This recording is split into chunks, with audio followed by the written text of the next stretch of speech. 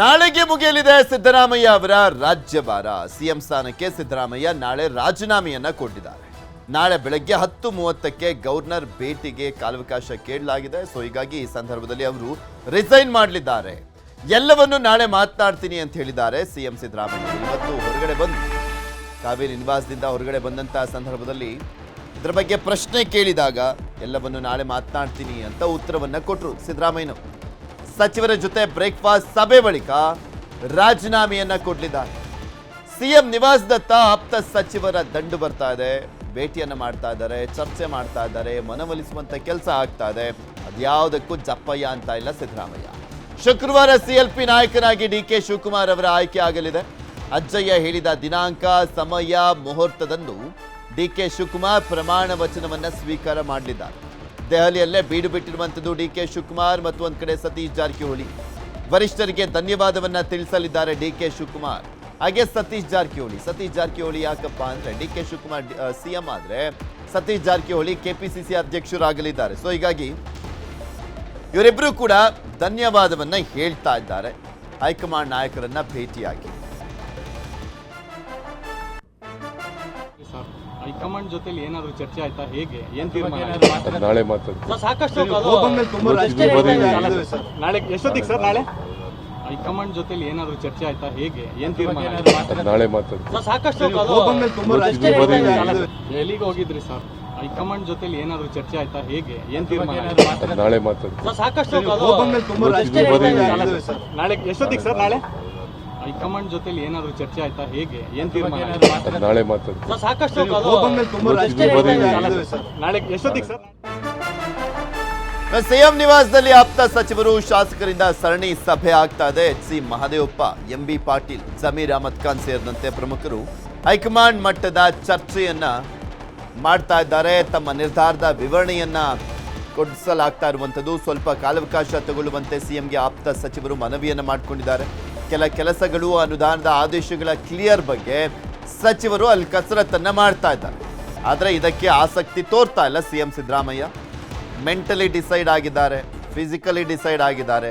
ರಾಜೀನಾಮೆ ಕೊಡಲಿಕ್ಕೆ ರೆಡಿ ಆಗಿದ್ದಾರೆ ಸಿದ್ದರಾಮಯ್ಯ. ನಾಳೆನೇ ರಾಜೀನಾಮೆಗೆ ಮುಂದಾಗಿರುವಂಥದ್ದು ಸಿದ್ದರಾಮಯ್ಯ ನಡೆಯಿಂದ ಕೆಲ ಆಪ್ತ ಸಚಿವರಿಗೂ ಕೂಡ ಟೆನ್ಷನ್ ಶುರುವಾಗಿದೆ. ಸಿಎಂ ರಾಜೀನಾಮೆ ನೀಡಿದ್ರೆ ಹೊಸ ಸಂಪುಟ ರಚನೆ ಆಗುತ್ತೆ. ಅಲ್ಲಿವರೆಗೂ ಇಲಾಖೆಗಳ ಕೆಲಸಗಳು ಕೂಡ ಆಗೋದಿಲ್ಲ. ಕೆಲವರು ಸಚಿವರು ಈಗಿರುವಂಥ ಸಚಿವ ಸ್ಥಾನವನ್ನು ಕೂಡ ಕಳೆದುಕೊಳ್ಳುವಂಥ ಸಾಧ್ಯತೆ ಇರುವಂಥದ್ದು. ಸೊ ಹೀಗಾಗಿ ಅವರಿಗೆ ಟೆನ್ಷನ್ ಕಾಡ್ತಾ ಇದೆ. ಸಿದ್ದರಾಮಯ್ಯನವರು ರಾಜೀನಾಮೆ ಕೊಟ್ಟರೆ ಏನಪ್ಪ ಮುಂದೆ ಅನ್ನುವಂಥ ಪರಿಸ್ಥಿತಿ ಕೆಲವರಿಗೆ. ಯಾಕೆಂದರೆ ಕಡೆ ಕ್ಷಣದಲ್ಲಿ ಏನೇನೆಲ್ಲ ಆಗೋಗುತ್ತೆ ಜನಕ್ಕೆ ಗೊತ್ತಿದೆ. ಯಾವ ರೀತಿಯಾಗಿ ತಮ್ಮ ಇಲಾಖೆಗಳಲ್ಲಿ ಏನು ಮ್ಯಾಕ್ಸಿಮಮ್ ಕೆಲಸವನ್ನು ಮಾಡ್ಕೊಳ್ಬೋದು ಅನ್ನುವಂಥದ್ದು ಗೊತ್ತಿಲ್ಲದೆ ಇರುವಂಥ ಏನು ಸತ್ಯ ಅಲ್ಲ. ಸೊ ಹೀಗಾಗಿ ಸಿದ್ದರಾಮಯ್ಯನವರು ರಾಜೀನಾಮೆ ಕೊಟ್ಬಿಟ್ರೆ ಆ ಕ್ಷಣದಿಂದ ಏನು ಕೆಲಸಗಳಾಗೋದಿಲ್ಲ. ಮತ್ತು ಒಂದು ಕಡೆ ಅವರ ಸಚಿವ ಸ್ಥಾನ ಇರುತ್ತೋ ಇರಲ್ವೋ ಅನ್ನುವಂಥದ್ರ ಬಗ್ಗೆ ಪ್ರಶ್ನೆಗಳಿದ್ದಾವೆ. ಇನ್ನು ಎಲ್ಲವೂ ಫೈನಲ್ ಆಗಿದೆ, ಅಧಿಕೃತವಾಗಿ ಬರಬೇಕು. ಇದು ಸತೀಶ್ ಜಾರಕಿಹೊಳಿ ಅವರ ಮಾತು. ಸಚಿವ ಸತೀಶ್ ಜಾರಕಿಹೊಳಿ ಅವರು ಮಾತನಾಡಿದ್ದಾರೆ ದೆಹಲಿಯಲ್ಲಿ. ಎಲ್ಲವೂ ಫೈನಲ್ ಆಗಿದೆ, ಅಧಿಕೃತವಾಗಿ ಬರಬೇಕು. ಎಲ್ಲವನ್ನೂ ಅಧಿಕೃತವಾಗಿ ವರಿಷ್ಠರೇ ಹೇಳ್ತಾರೆ. ಅಸಮಾಧಾನ, ಗೊಂದಲ ಎಲ್ಲವೂ ಕೂಡ ಬಗೆಹರಿಯುತ್ತೆ.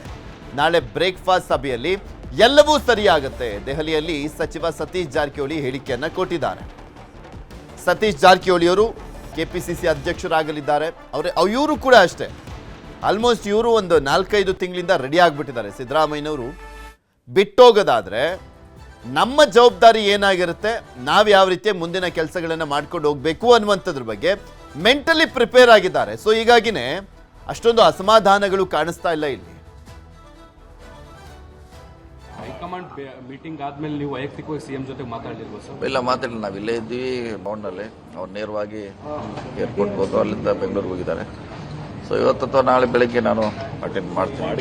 ವಾಡಿಕೆ ಅಂದ್ರೆ ಸರ್ ಬ್ರೇಕ್ಫಾಸ್ಟ್ ಮೀಟಿಂಗ್ ಎಲ್ಲ ಸಂಪುಟ ಸಚಿವರನ್ನ ಕರೆದು ಅಧಿಕೃತವಾಗಿ ಅವ್ರಿಗೆ ಹೇಳಿ ಅದಾದ ನಂತರ ಲೋಕಭವನಕ್ಕೆ ಹೋಗ್ತಾರೆ. ಇದು ಕೂಡ ಅದೇ ರೀತಿ ಕಾಣಿಸ್ತಾ ಇದೆ. ಅಲ್ಲ, ಈ ಮೇಲ್ನೋಟಕ್ಕೆಲ್ಲ ಕಾಣ್ತಾ ಇದೆ. ಈಗಾಗಲೇ ಎಲ್ಲ ಆಗಿದೆ. ಅಧಿಕೃತವಾಗಿ ಎಲ್ಲೂ ಬಂದಿಲ್ಲ. ಅಧಿಕೃತವಾಗಿ ಬರುವವರೆಗೆ ನಾವು ಏನು ಹೇಳಲಿಕ್ಕೆ ಆಗೋಲ್ಲ. ಬಂದ್ಮೇಲೆ ನಮ್ಮ ಅಭಿಪ್ರಾಯಗಳನ್ನ ಹಂಚಿಕೊಳ್ತೀವಿ. ಸರ್, ಇದ್ರ ಜೊತೆ ಕೆಪಿಸಿಸಿ ಅಧ್ಯಕ್ಷ ಸ್ಥಾನ ಬಗ್ಗೆ ಕೂಡ ತಮ್ಮ ಹೆಸರು ಬರ್ತಾ ಇದೆ, ಚಾಲ್ತಿಯಲ್ಲಿದೆ ಸರ್. ನೀವು ಈ ವಿಚಾರವಾಗಿ ಚರ್ಚೆ ಇದೆ ಆದ್ರೆ ನಮ್ಮ ಜೊತೆ ಯಾರು ಇನ್ನೂ ಚರ್ಚೆ ಮಾಡಿಲ್ಲ. ಸೊ ನೋಡಿದ್ರಲ್ಲ, ಇದು ಸತೀಶ್ ಜಾರಕಿಹೊಳಿ ಅವರ ಮಾತು. ಅಂದ್ರೆ ಅಧಿಕೃತವಾಗಿ ಬರಬೇಕು ಅಂದ್ರೆ ಇನ್ಸೈಡ್ಲಿ ಇವ್ರಿಗೆಲ್ರಿಗೂ ಕೂಡ ಗೊತ್ತಾಗಿದೆ ಅನ್ನುವಂಥದ್ದೇ ಅರ್ಥ ಅಲ್ಲಿ. ಇನ್ನು ಕಾಂಗ್ರೆಸ್ನಲ್ಲಿನ ಬೆಳವಣಿಗೆಗಳ ಬಗ್ಗೆ ಸಾಕಷ್ಟು ಜನ ಸಚಿವರುಗಳು ಮಾತನಾಡಿದ್ದಾರೆ. ಯಾರ್ಯಾರು ಏನೇನು ಮಾತನಾಡಿದ್ದಾರೆ ಕೇಳೋಣ. This is not the first time Chief Minister has called ministers for breakfast. This is not the first time. So many times he has called. No, ಗೊಂದಲಕ್ಕೆ ನಾಳೆ ನಮ್ಮ ಸುರ್ಜಿವಾಲಾ ಅವರು ಬರ್ತಾರೆ. ಇವತ್ತೇ ಬರ್ತಿದ್ದಾರೆ. ನಾಳೆ ಅವರು ಇವತ್ತು ಅಥವಾ ನಾಳೆ ಅವರು ಪ್ರೆಸ್ ಕಾನ್ಫರೆನ್ಸ್ ಕರೀಬಹುದು ಅಥವಾ ನಿಮ್ಮನ್ನು ಕರೆಸಿ. ನಿಶ್ಚಿತವಾಗಿಯೂ ಕೂಡ ಕೆ ಸಿ ವೇಣುಗೋಪಾಲ್ ಅವರು ಏನು ಹೇಳಿದಾರಲ್ಲ ಅದೇ ಅಷ್ಟೇ ಅಂತಿಮ. ಅದಕ್ಕೆ ನೋಡಿ, ಸುರ್ಜೇವಾಲಾ ಅವರು ಎಐಸಿಸಿ ಪ್ರಧಾನ ಕಾರ್ಯದರ್ಶಿಗಳಾದ ಅದೇ ರಾಜ್ಯಸಭಾ ಚುನಾವಣೆ, ವಿಧಾನ ಪರಿಷತ್ ಚುನಾವಣೆ ಅಂಗವಾಗಿ ಇವತ್ತು ಬರ್ತಿರ್ಬೋದು. ನನಗೆ ಗೊತ್ತಿಲ್ಲ ಯಾಕೆ ಬರ್ತಾ ಇದಾರೆ ಅಂತ. ಮೋಸ್ಟ್ಲಿ ಅದಕ್ಕೆ ಬರ್ತಿರ್ಬೋದು. ಹಾಗಾದ್ರೆ ಸರ್ ಸಿದ್ದರಾಮಯ್ಯ ಮುಂದುವರಿಸಬೇಕು ಅಂತ ಒತ್ತಾಯ ಮಾಡ್ತೀರಾ ಹೈಕಮಾಂಡ್ಗೆ ಅಂತ? ನೋಡಿ, ಅದು ಪ್ರಶ್ನೆನೇ ಬರಂಗಿಲ್ಲ. ಮುಂದುವರಿಸುವುದಂತದ್ದು ಯಾವ ಪ್ರಶ್ನೆ ಬರ್ತದೆ? ಬದಲಾವಣೆ ಆಗ್ತಿದ್ರೆ ಪ್ರಶ್ನೆ ಬರ್ತದೆ. ಸಿಎಂ ಅವರು ಬಂದಿದ್ದಾರೆ. ನಾನು ಈ ಮೀಟಿಂಗ್ ಮುಗಿಸ್ಕೊಂಡು ವಾಪಸ್ ಹೋಗ್ತೇನೆ. ಆಮೇಲೆ ನೋಡೋಣ ಏನು. ನನಗೆ ಅಷ್ಟೊಂದು ಹೆಚ್ಚು ಮಾಹಿತಿ ನನ್ನ ಹತ್ರ ಇಲ್ಲ. So will go and speak.